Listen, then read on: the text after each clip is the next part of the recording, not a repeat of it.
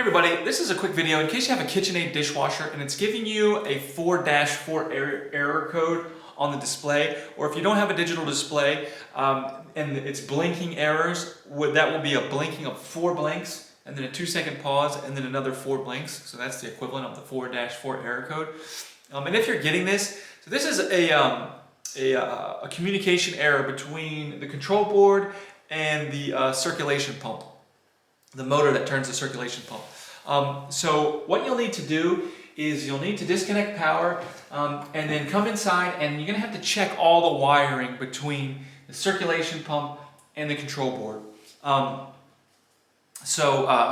figure out what's going on there, if there's a disconnected wire or damaged wire.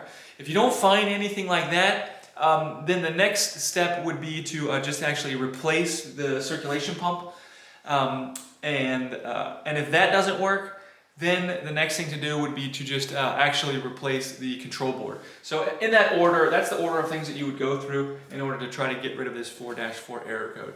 So anyways, hope this video helped. Thanks a lot for watching. Have a great day.